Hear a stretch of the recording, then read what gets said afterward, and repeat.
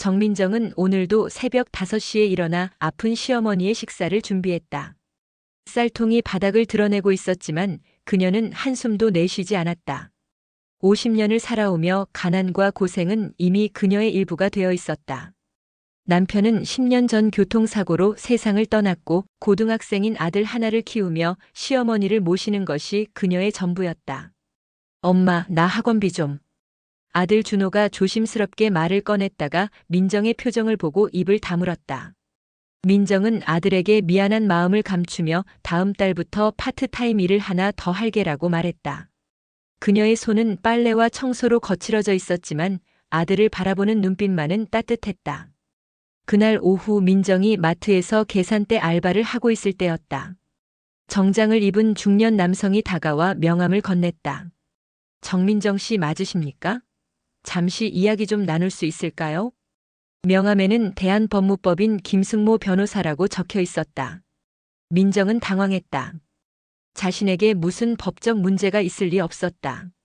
변호사는 조용한 카페로 그녀를 안내했다. 정민정 씨, 혹시 본인의 출생에 대해 의문을 가져본 적이 있으십니까? 변호사의 첫 질문에 민정은 어리둥절했다. 무슨 말씀이신지. 변호사는 서류 뭉치를 꺼냈다. 삼성그룹보다 큰 대기업인 황금그룹을 아시죠? 그 회장님의 의뢰로 왔습니다. 30년 전 황금그룹 회장의 둘째 딸이 유괴되었습니다. 그 아이를 찾기 위해 수십 년간 노력해왔는데 최근 새로운 단서가 나왔습니다. 민정의 심장이 빠르게 뛰기 시작했다. 그게 저와 무슨 상관이? 정민정 씨가 태어난 병원, 입양 경로, 그리고 현재까지의 삶의 궤적을 조사한 결과 유괴된 아이일 가능성이 높습니다. DNA 검사를 받아보시겠습니까? 민정은 머리가 하얗게 되는 것을 느꼈다. 자신이 입양아라는 사실은 알고 있었지만 친부모에 대해서는 한 번도 궁금해하지 않았다. 키워준 부모가 진짜 부모라고 생각하며 살아왔다. 만약 정말 그 아이가 저라면? 민정의 목소리가 떨렸다. 황금그룹 회장님은 평생 그 아이를 찾아 헤맸습니다. 지금도 85세의 고령으로 병상에 누워 계시면서 마지막 소원이 딸을 만나는 것입니다. 검사 결과가 나오면 즉시 연락드리겠습니다. 집으로 돌아가는 길 민정은 마음이 복잡했다. 갑자기 재벌가의 딸이 될 수도 있다는 현실이 믿기지 않았다. 그동안 겪었던 가난과 고생이 한순간에 끝날 수 있다는 생각에 가슴이 두근거렸지만 동시에 두려움도 밀려왔다. 일주일 후 변호사에게서 전화가 왔다. 축하드립니다, 정민정 씨. DNA 검사 결과 99.9% 일치합니다. 정민정 씨가 황금그룹 회장의 둘째 딸이 맞습니다. 민정은 전화기를 떨어뜨릴 뻔했다.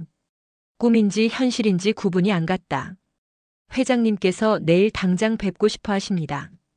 차를 보내드리겠습니다. 그날 밤 민정은 잠을 이루지 못했다. 시어머니와 아들에게 어떻게 설명해야 할지, 그리고 자신의 인생이 어떻게 바뀔지 상상도 되지 않았다. 거울을 보며 자신의 모습을 다시 한번 살펴봤다. 과연 자신이 재벌가의 딸일 수 있을까? 다음 날 검은색 벤츠가 민정의 집 앞에 섰다. 운전기사는 정중하게 차문을 열어주었다.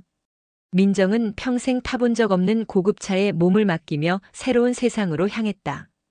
창밖으로 지나가는 풍경을 보며 그녀는 자신의 인생이 완전히 바뀌게 될 것이라는 예감을 했다. 황금그룹 본사는 그녀가 상상했던 것보다 훨씬 웅장했다. 50층 건물의 최고층에 올라가는 엘리베이터 안에서 민정은 손을 꼭 쥐었다. 곧 만나게 될 친아버지에 대한 기대와 불안이 교차했다. 회장실 문이 열리자 침대에 누워있는 한 노인이 그녀를 바라보았다. 황금그룹 회장 황태진. 그의 눈에 눈물이 고였다. 민정아, 내 딸. 정말 너였구나. 그 순간 민정의 인생에 새로운 장이 열렸다. 황금그룹 회장 황태진은 민정의 손을 꼭 잡고 놓지 않았다. 30년간 찾아 헤맨 딸이 눈앞에 있다는 사실이 믿기지 않았다. 하지만 민정은 혼란스러웠다. 갑자기 아버지라고 부르며 사랑을 표현하는 이 노인이 낯설기만 했다. 이제 집으로 가자. 내가 있어야 할 곳은 여기가 아니야. 황 회장은 민정을 황금그룹 본가로 데려갔다. 용산구 한남동에 위치한 대저택은 민정이 살던 반지하 집의 100배는 넘어 보였다. 하지만 집에 들어서자마자 민정은 차가운 시선들을 느꼈다. 큰딸 황지연 52세과 아들 황재혁 48세의 현관에서 기다리고 있었다. 지연의 표정은 싸늘했다. 아버지, 정말 이 사람이 우리 누나예요? 재혁이 의심스러운 눈으로 민정을 훑어봤다. DNA 검사 결과가 나왔다. 민정이가 내 둘째 딸이야. 황 회장의 목소리에는 확신이 있었다. 지연은 가짜 미소를 지으며 민정에게 다가왔다. 언니, 오랜만이에요. 어렸을 때 기억은 안 나지만. 하지만 그녀의 눈빛은 경계심으로 가득했다. 민정은 자신을 언니라고 부르는 지연이 어색했다. 사실 지연은 민정보다 2살이나 많았지만 출생 순서상 민정이 둘째였다. 집사 김씨가 민정을 2층 침실로 안내했다. 방 하나의 크기가 자신이 살던 집 전체만 했다. 화장실만 해도 자신의 방보다 컸다. 하지만 호화로운 방에서 민정은 외로움을 느꼈다. 마님, 저녁 식사 준비가 되었습니다. 집사의 안내로 식당으로 향했다. 긴 식탁에는 온갖 진귀한 요리들이 차려져 있었다. 하지만 가족들의 표정은 밝지 않았다. 민정아, 많이 먹어라. 그동안 얼마나 고생했을까. 황 회장만 유일하게 민정을 배려했다. 지연이 입을 열었다. 언니, 그동안 어떤 일을 하셨어요? 들어보니 마트에서 계산대 일을 하셨다면서요? 민정은 부끄러움을 느꼈다. 네. 생계를 위해서. 참 힘드셨겠어요. 이제는 걱정 마세요. 우리 가족이니까요. 지연의 말에는 가시가 있었다. 재혁이 끼어들었다. 누나, 아니 민정 씨 아드님은 어떻게 하실 거예요? 여기서 같이 살 건가요? 민정은 준호를 생각했다. 아들에게 이 모든 상황을 어떻게 설명해야 할지 막막했다. 아들은 아직 고등학생이라서. 그럼 따로 사시는 게 좋겠네요. 지연이 단호하게 말했다. 갑자기 환경이 바뀌면 아이에게 좋지 않잖아요. 그날 밤 민정은 넓은 침실에서 뒤척였다. 비단 이불과 고급 매트리스가 오히려 불편했다. 집에 있는 준호와 시어머니가 걱정되어 잠이 오지 않았다. 다음 날부터 민정의 새로운 생활이 시작되었다. 황 회장은 민정에게 전담 비서를 붙여주고 고급 브랜드 옷들을 사주었다. 하지만 민정은 어색하기만 했다. 민정 씨, 내일 사교 모임에 나가셔야 합니다. 황금그룹 회장의 딸로서 사회 대비를 해야죠. 지연이 차가운 미소를 지으며 말했다. 저는 그런 자리에 나갈 자신이 없어요. 걱정 마세요. 제가 다 준비해 드릴게요. 지연은 친절한 척했지만 민정은 그녀의 진심을 의심했다. 사교 모임 당일 민정은 지연이 준비해준 드레스를 입고 나타났다. 하지만 그 드레스는 나이에 맞지 않게 화려했고 사람들의 시선을 끌었다. 민정은 뒷말을 들었다. 저 사람이 정말 황금그룹 회장의 딸이라고. 어떻게 50살이 되어서 갑자기 나타났대? 뭔가 수상하지 않아? 민정은 그 자리에서 도망치고 싶었다. 지연은 일부러 자신을 곤란하게 만들려고 했다는 것을 깨달았다. 집으로 돌아온 민정은 황 회장에게 털어놓았다. 아버지, 저 정말 아버지 딸이 맞나요? 모든 게 너무 어색해요.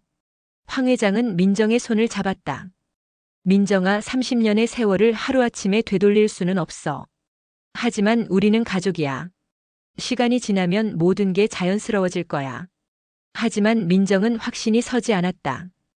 호화로운 저택에서 살면서도 마음 한구석이 공허했다. 진짜 가족이란 무엇인지, 자신이 정말 이곳에 속한 사람인지 의문이 들었다. 그날 밤 민정은 준호에게 전화를 걸었다. 준호야, 엄마가 너무 보고 싶어. 엄마, 언제 집에 와요? 할머니가 계속 엄마 찾으세요. 민정의 눈에서 눈물이 흘렀다. 황금으로 치장된 새로운 삶이 과연 행복일까? 그녀는 자신의 정체성에 대해 깊은 혼란을 느꼈다. 민정이 황금그룹 본가에서 생활한 지 3개월이 지났다. 황 회장의 건강은 나날이 악화되고 있었고 민정은 아버지를 돌보는 일에 집중했다. 하지만 지연과 재혁의 시선은 여전히 차가웠다. 언니, 아버지 유산 문제에 대해 이야기해야 할 것 같아요. 지연이 민정을 서재로 불렀다. 갑자기 나타나셔서 상속순위가 바뀌었잖아요. 민정은 당황했다. 저는 그런 거 생각해 본 적 없어요. 아버지가 살아계시는데. 하지만 현실적으로 생각해 봐야죠. 아버지 재산이 수조 원이에요. 법적으로 언니가 상속받을 권리가 있어요. 지연의 목소리에는 질투와 경계심이 묻어 있었다. 그날 오후 민정은 황 회장과 함께 병원에 갔다. 정기 검진 중에 담당 의사가 의미심장한 말을 했다. 회장님, 혹시 최근에 DNA 검사를 다시 해보셨나요? 예전 기록을 보니 몇 가지 의문점이 있어서요. 황 회장은 깜짝 놀랐다. 무슨 말씀이죠? 30년 전 검사 기록과 최근 검사 결과를 비교해 보니 일부 데이터가 일치하지 않습니다. 혹시 검사 과정에서 실수가 있었을 수도 있어요. 민정은 심장이 멈추는 것 같았다. 그럼 저는 정말 아버지 딸이 아닐 수도 있다는 말씀이세요? 의사는 조심스럽게 대답했다. 확실하지 않습니다. 하지만 재검사를 해보시는 게 좋겠어요. 집으로 돌아가는 차 안에서 황 회장과 민정은 말이 없었다. 각자 복잡한 생각에 빠져 있었다. 민정은 그동안 자신이 쌓아온 새로운 정체성이 무너질 수 있다는 두려움에 떨었다. 아버지, 만약 제가 정말 아버지 딸이 아니라면 어떻게 하죠? 민정이 떨리는 목소리로 물었다. 황 회장은 민정의 손을 꼭 잡았다. 민정아, 혈연이 중요한 게 아니야. 이미 너는 내 딸이야. 하지만 민정은 불안했다. 그날 밤 그녀는 지연과 재혁이 서재에서 나누는 대화를 우연히 들었다. 만약 정말 가짜라면 어떻게 하지? 재혁의 목소리였다. 그럼 당연히 내보내야지. 우리 가족이 아닌데 왜 여기 있어? 지연이 냉정하게 답했다. 하지만 아버지가 너무 좋아하시잖아. 아버지도 진실을 알면 달라지실 거야. 누가 가짜 딸을 좋아하겠어? 민정은 문 뒤에서 가슴이 무너지는 것을 느꼈다.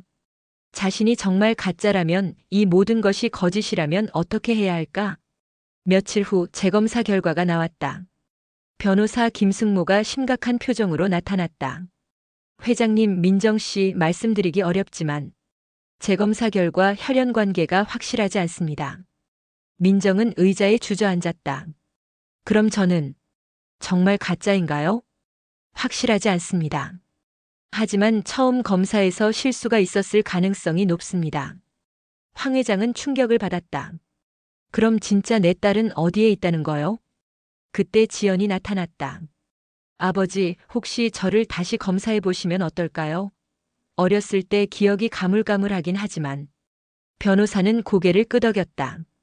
좋은 생각입니다. 모든 가족이 재검사를 해보시죠.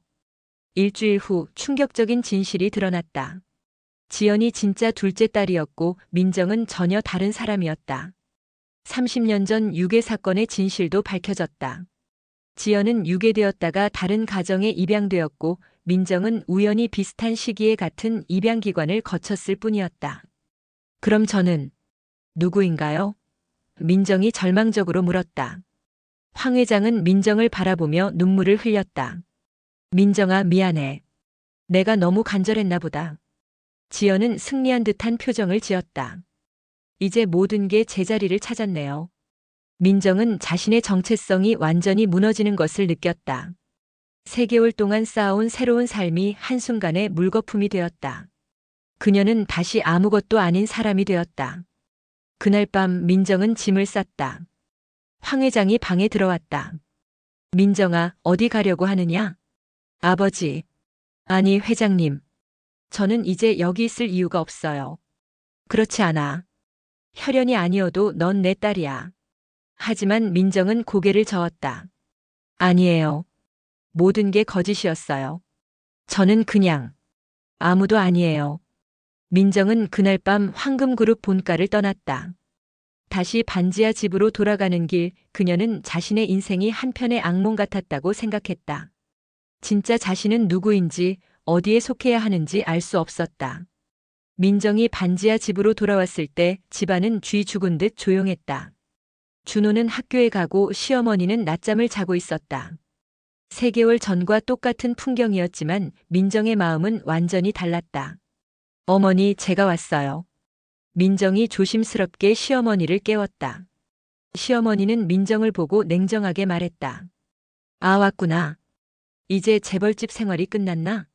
어머니, 너 때문에 얼마나 창피했는지 알아? 동네 사람들이 뭐라고 하는지 알아? 갑자기 재벌집 딸이 되었다가 가짜라고 들통났다면서. 민정은 가슴이 무너졌다. 이미 소문이 퍼진 모양이었다. 어머니, 저도 모르고 있었어요. 모르고 있었다고? 그럼 그 호화로운 생활은 뭐였어? 우리를 버리고 떠났잖아. 그런 게 아니에요.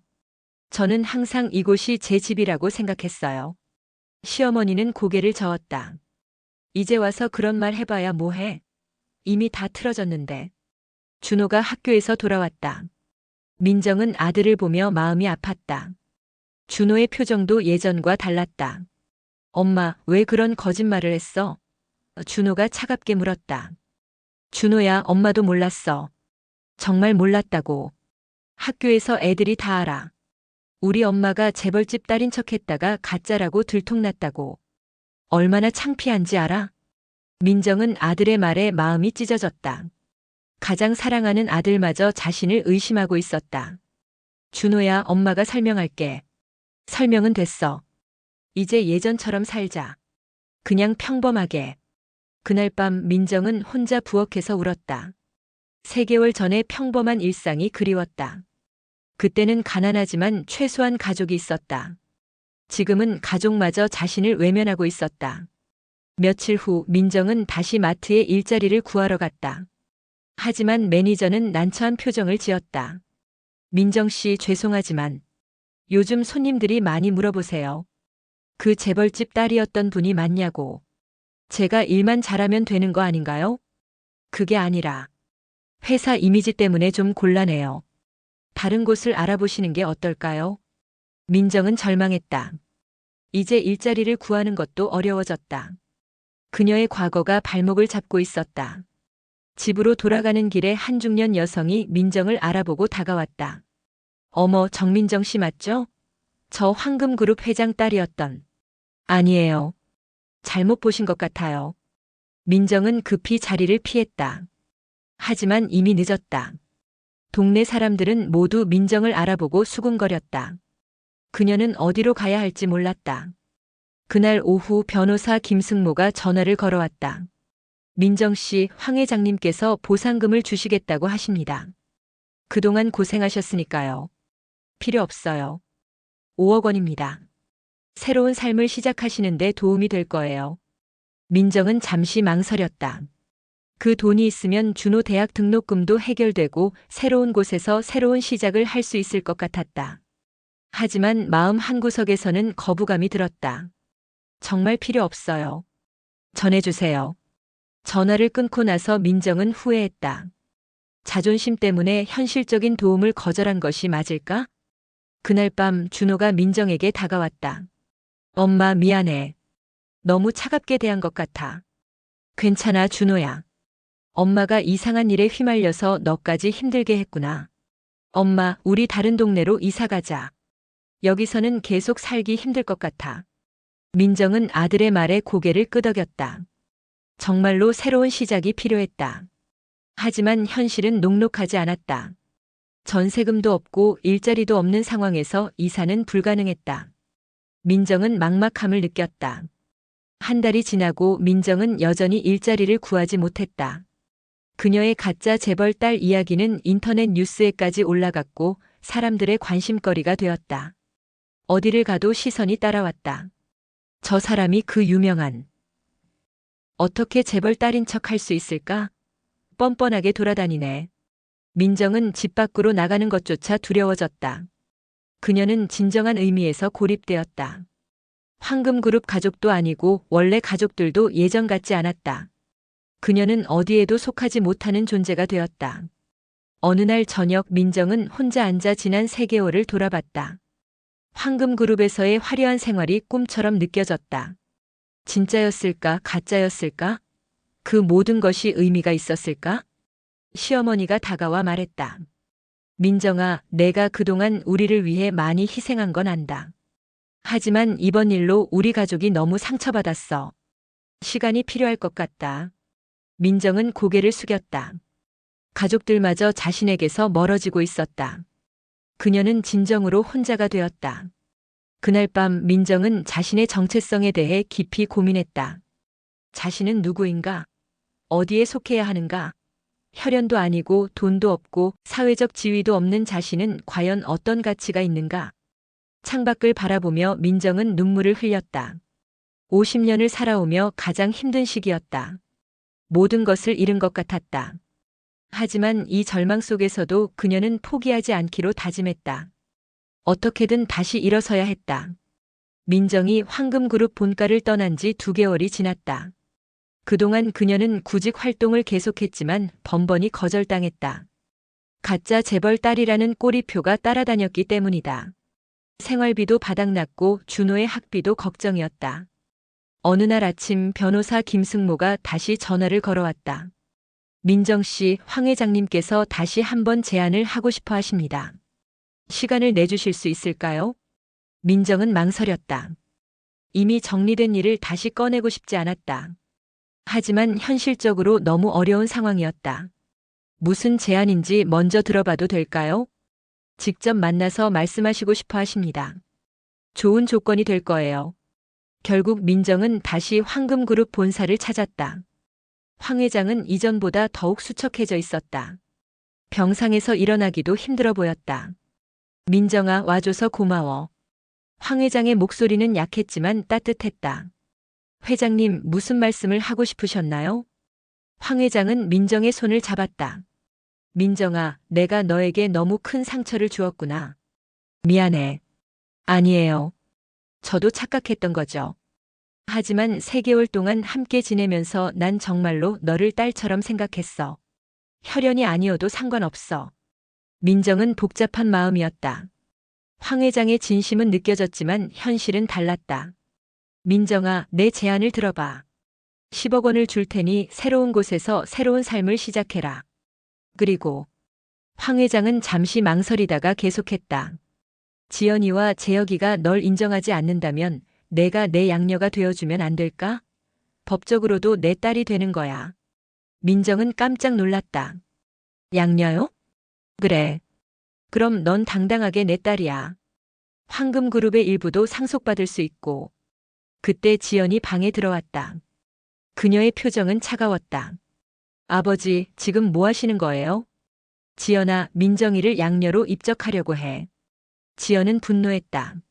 아버지, 정신 차리세요. 이 사람은 우리 가족이 아니에요. 혈연도 아니고 그냥 남남이라고요. 하지만 내 마음속에서는 딸이야. 그런 감정적인 판단으로 회사 상속 구조를 바꾸시려고요? 주주들이 뭐라고 하겠어요? 재혁도 들어와서 반대 의견을 냈다. 아버지, 이건 아니에요. 민정 씨도 부담스러우실 거예요. 민정은 가운데에서 난처했다. 황 회장의 제안은 분명 매력적이었다. 10억 원이면 준호 교육은 물론이고 새로운 삶을 시작할 수 있었다. 하지만 지연과 재혁의 반대가 너무 심했다. 회장님, 시간을 좀 주세요. 생각해 볼게요. 그래, 충분히 생각해봐. 하지만 내 제안은 진심이야. 집으로 돌아가는 길 민정은 깊은 고민에 빠졌다. 준호와 시어머니에게 이 제안을 어떻게 말해야 할까? 저녁 식사 시간에 민정은 조심스럽게 말을 꺼냈다. 황 회장님이 저에게 양녀가 되어달라고 제안하셨어요. 준호가 놀란 표정을 지었다. 정말요? 그럼 다시 재벌가 딸이 되는 거네요. 하지만 진짜 딸들이 반대해요. 그리고 민정은 말을 멈췄다. 정말 중요한 것은 돈이나 지위가 아니라는 생각이 들었다. 시어머니가 입을 열었다. 민정아, 내 마음이 어떤지가 중요해. 돈 때문에 결정하지는 마라. 그날 밤 민정은 잠을 이루지 못했다. 10억 원은 그녀에게 새로운 기회였다. 하지만 그 돈을 받는다는 것은 어떤 의미일까? 다음 날 민정은 결심을 했다. 그녀는 황 회장에게 전화를 걸었다. 회장님, 제안 감사하지만 거절하겠어요. 왜 그러느냐? 너한테 도움이 될 텐데. 저는 제 힘으로 살아가고 싶어요. 진짜 가족이 되려면 마음으로 되는 거지 법적 절차로 되는 게 아니잖아요. 황 회장은 잠시 침묵했다. 민정아, 정말 대단한 사람이구나. 내가 너를 딸로 생각하는 이유를 알겠어. 회장님의 마음만으로도 충분해요. 저는 제가 선택한 길을 가겠어요. 전화를 끊고 나서 민정은 홀가분함을 느꼈다. 비록 어려운 길이지만 자신의 길을 가기로 한 것이다. 며칠 후 민정은 작은 소도시의 사회복지사 일자리 공고를 보았다. 급여는 많지 않았지만 새로운 시작을 할 수 있을 것 같았다. 그녀는 지원서를 작성했다. 면접을 보러 가는 날 준호가 민정에게 말했다. 엄마, 저도 엄마 결정을 지지해요. 돈보다 중요한 게 있잖아요. 민정은 아들을 꼭 안았다. 이제야 진짜 가족의 의미를 깨달았다. 면접 결과 민정은 합격했다. 새로운 도시, 새로운 일, 새로운 삶이 시작되는 것이다. 짐을 싸면서 민정은 지난 몇 개월을 돌아봤다. 재벌가의 딸이 되었다가 가짜로 판명되고 다시 양녀 제안을 받았지만 거절한 일련의 과정들. 그 모든 것이 자신을 성장시켰다는 생각이 들었다. 이제 진짜 내 인생을 살아보자. 민정은 새로운 결심을 다졌다. 민정이 새로운 도시 가평으로 이사한 지 1년이 지났다. 가평군 사회복지관에서 일하면서 그녀는 진정한 보람을 느꼈다. 급여는 많지 않았지만 매일 만나는 사람들이 그녀에게 진짜 가족 같은 온기를 주었다. 민정 선생님, 오늘도 와주셔서 고맙습니다. 80세 할머니가 민정의 손을 꼭 잡으며 말했다. 할머니, 제가 더 고마워요. 덕분에 매일이 행복해요. 민정은 독거노인 돌봄 서비스를 담당했다. 혼자 사는 어르신들의 안전을 확인하고 말벗이 되어드리는 일이었다. 처음에는 단순한 업무라고 생각했지만 점점 이 일의 깊은 의미를 발견했다. 선생님, 저희 할아버지가 선생님만 기다려요. 한 어르신의 며느리가 민정에게 감사 인사를 했다. 혼자 계시면서 말도 안 하시던 분이 선생님 오시는 날만큼은 환하게 웃으세요. 민정은 뿌듯함을 느꼈다. 황금그룹에서 살 때보다 훨씬 의미 있는 일을 하고 있다는 생각이 들었다. 준호는 서울에서 기숙사 생활을 하며 대학에 다니고 있었다.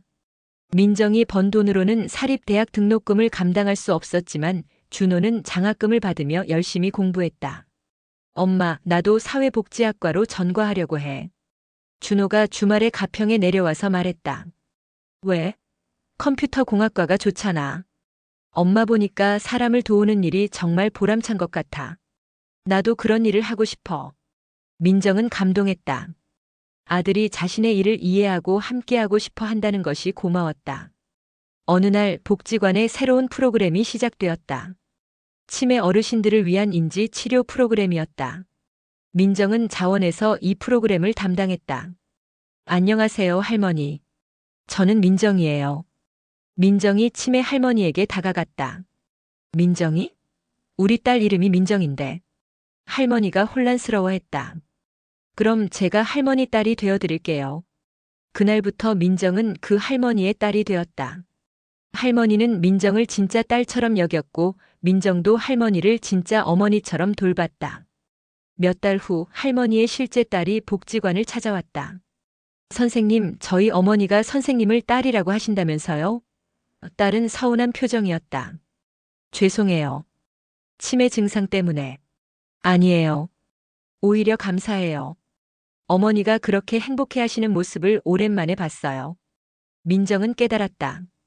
진짜 가족이란 혈연이 아니라 마음이라는 것을. 황금그룹에서 경험했던 차가운 가족 관계보다 여기서 만난 따뜻한 관계들이 더 소중했다. 겨울이 되었을 때 민정에게 뜻밖의 소식이 들려왔다. 황 회장이 돌아가셨다는 것이었다. 변호사 김승모가 전화를 걸어왔다. 민정 씨, 회장님께서 유언장에 민정 씨 이름을 남기셨습니다. 무슨 말씀이세요? 5억 원을 민정 씨에게 주라고 하셨어요. 그리고 편지도 남기셨습니다. 민정은 복잡한 마음으로 서울로 향했다. 황 회장의 장례식에는 수많은 사람들이 참석했지만 민정은 뒤편에서 조용히 고인을 기렸다. 지연이 민정을 발견하고 다가왔다. 언니. 아니, 민정 씨. 와주셔서 고마워요. 회장님께 감사의 인사를 드리고 싶어서요. 아버지가 정말 민정 씨를 딸처럼 생각하셨어요. 저도 이제 알겠어요. 지연의 말투가 예전과 달랐다. 진심이 담겨 있었다. 변호사는 민정에게 황 회장의 편지를 전해줬다. 민정아, 내 진짜 딸이자 자랑스러운 딸아. 너는 돈이나 지위보다 소중한 것이 무엇인지 나에게 가르쳐 주었구나.